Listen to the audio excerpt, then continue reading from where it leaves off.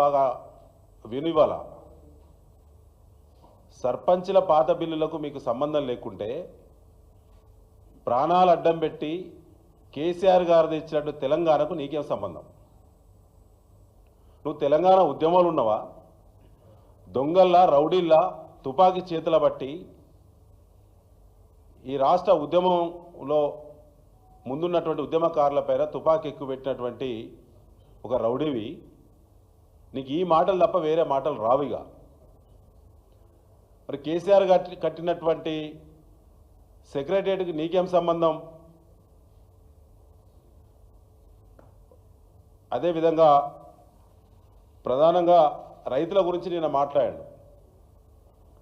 రైతు సంక్షేమం కాంగ్రెస్ పార్టీ చేస్తుంది, తన ప్రభుత్వం చేస్తుందని చెప్పారు. అసలు కేసీఆర్ గారి ప్రభుత్వము రైతుల సంక్షేమం మీద పెట్టినటువంటి ఖర్చుతో కాంగ్రెస్ పార్టీ ప్రభుత్వం పెట్టే ఖర్చుకి ఏమైనా పోలిక ఉందా? కేసీఆర్ గారు వచ్చిన తర్వాతనే నిజమైనటువంటి రైతు రాజ్యం వచ్చింది. 17 లక్షల మెట్రిక్ టన్నుల ధాన్యం ఉత్పత్తి నుంచి కేసీఆర్ గారి పాలన చివరి ప్రొక్యూర్మెంటు ఇయర్ ఒకసారి రివ్యూ చేస్తే 3 కోట్ల లక్షల మెట్రిక్ టన్నుల ధాన్యం ప్రొక్యూర్మెంట్ చేయబడింది ఈ రాష్ట్రంలో. అంటే దాదాపుగా ఇవాళ మనం 20 టైమ్స్ ఉత్పత్తి పెరిగింది. అది రేవంత్ రెడ్డి గారికి తెలుసు. కానీ వారి మాటలు ఎట్లే అంటే దొంగే దొంగ అన్నట్టు వారు ప్రతిదీ బట్టగాల్చి మీదేసేటువంటి ఒక దుష్ప్రచారకుడు తప్ప అతను తెలంగాణ పాలకుడు కాదు, కాజాలడు. ముఖ్యంగా మిత్రులారా, ఇవాళ మీ ద్వారా తెలంగాణ రైతాంగాన్ని మేము విజ్ఞప్తి చేస్తూ ఉన్నాం. కేసీఆర్ గారు నాట్లకు మధ్య రైతు బంధు ఇచ్చేవాడు. ప్రతి సంవత్సరానికి 2 సార్లు నాట్లు వచ్చిన సమయం ముందే పెట్టుబడి కోసం రైతు బంధు ఇచ్చేవాడు. కానీ రేవంత్ రెడ్డి కాంగ్రెస్ పార్టీ ఓట్లకు మధ్య ఇవాళ రైతు భరోసా పేరు మీద పేరు మార్చి 15,000 ఇస్తామని చెప్పి ఎగనామం పెట్టి దాన్ని 12,000 ఇస్తా ఉన్నారు.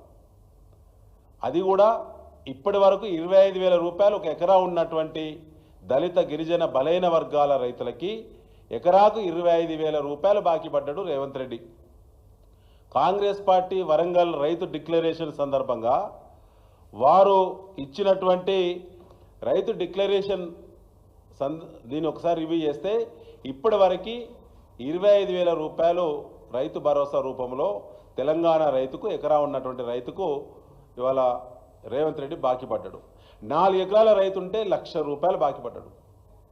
ఇవాళ అది మరిచి స్థానిక సంస్థల ఎన్నికలు పెట్టాల్సినటువంటి తప్పనిసరి స్థితి వచ్చింది కాబట్టే ఇవాళ భయపడుతూ ఏదో ఒక ఆశ పెట్టి బురిడి కొట్టి ఈ రైతు భరోసా వేయగానే మొత్తం గ్రామాల్లో ప్రజలందరూ కూడా ఏదో ఆదరిస్తారనేటువంటి ఒక దుర్బుద్ధితోటి దురాశతోటి మళ్ళీ రైతు భరోసా విడుదలని చెప్పి ఒక రాజకీయ స్టంట్కి తెరలేపిండు. ఇవాళ మీ ద్వారా తెలంగాణ రైతాంగానికి బీఆర్ఎస్ పార్టీ విజ్ఞప్తి చేస్తూ ఉన్నది. రైతన్నలారా, కేసీఆర్ గారు ఉన్నప్పుడు ఏ విధంగా అందుబాటులో ముందస్తుగా రైతు బంధు వచ్చిందో ఒకసారి గుర్తు చేసుకోండి. ఇవాళ రైతు దోపిడీ రేవంత్ రెడ్డి వచ్చిన తర్వాత ఏ రకమైన రైతు దోపిడీ జరుగుతుందో ఒకసారి గుర్తు చేసుకోవాలని చెప్పి విజ్ఞప్తి చేస్తూ ఉన్నాం. ఈ సీజను ఇంకా కూడా ప్యాడీ ప్రొక్యూర్మెంట్ సంబంధించి ధాన్యం కొనుగోలు సంబంధించి ఇంకా కూడా సీజన్ ముగించబడలేదని చెప్పి అక్కడక్కడ కాంటాల దగ్గర ఇంకా కూడా రైతులు చాలా ఆందోళనకు గురవుతున్నారు.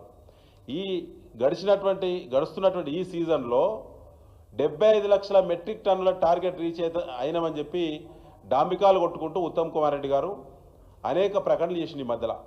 అదంతా శుద్ధ తప్పు. ఇవాళ గతంలో కొనుగోలు కేంద్రాలు ఐకేపీ సంఘాలకు ఇచ్చేవాళ్ళు, గ్రామాల్లో గ్రామైక్య సంఘాలకు ఇచ్చేవారు. పిఎస్సిఎస్లను బలోపేతం చేసి సహకార వ్యవస్థను బలోపేతం చేయాలని చెప్పి సహకార సంఘాలకు ఇచ్చేవారు. కానీ ఈసారి కాంగ్రెస్ పార్టీ కార్యకర్తలకు కాంగ్రెస్ పార్టీ నాయకులకు 50% కొనుగోలు కేంద్రాలు ఈ సీజన్లో గడిచినటువంటి ఎండాకాలం సీజన్ ప్రొక్యూర్మెంట్ సంబంధించి సివిల్ సప్లైస్ డిపార్ట్మెంటు 50% కొనుగోలు కేంద్రాలు వాళ్ళ పార్టీ కార్యకర్తలకు ఇచ్చిండ్రు. ఈసారి రైతులు పడ్డంత కష్టం తెలంగాణలో పంట కొనుగోలు విషయంలో ఎప్పుడూ జరగలేదు. ఎందుకంటే ప్రతి బస్తాకు 5 కిలోలు కట్ చేశారు. అంటే క్వింటాలకు 10 కిలోల చొప్పున 75 లక్షల మెట్రిక్ టన్నుల ధాన్యం కొనుగోలు జరిగిందని చెప్పి ఉత్తమ్ కుమార్ రెడ్డి గారు ప్రకటించారు. రేవంత్ రెడ్డి గారు నిన్న కూడా మాట్లాడిల్లు, బ్రహ్మాండంగా కొనుగోలు చేసినాం ఈ సంవత్సరం అని చెప్పి. 75 లక్షల మెట్రిక్ టన్నుల ధాన్యం కొనుగోలులో క్వింటాలకు 10 కిలోల కోత విధించి రైతులను దోపిడీ చేసింది కాంగ్రెస్ పార్టీ కార్యకర్తలు కొనుగోలు కేంద్రాల రూపంలో. 50% వాళ్ళే. కొత్తగా కొనుగోలు కేంద్రాలు ఈ సంవత్సరం మాత్రమే. పాత గైడ్లైన్స్ ఏమాత్రం కూడా రివ్యూ చేయకుండా, వాటిని ఫాలో కాకుండా, వాటిని రద్దుపరచకుండా కేవలం కాంగ్రెస్ పార్టీ కార్యకర్తలకు వాళ్ళ ఎమ్మెల్యేలు చూపించినటువంటి కార్యకర్తలకే 50% తగ్గకుండా కొనుగోలు కేంద్రాలు ఇచ్చిన, రాష్ట్ర వ్యాప్తంగా ఇచ్చింది. అక్కడనే రైతుల దోపిడీ జరిగింది. అందుకే కొనుగోళ్లు చాలా లేట్ అయినాయి. రైతుల తిరుగుబాటు, ప్రతి సెంటర్లో తిరుగుబాటు జరిగింది.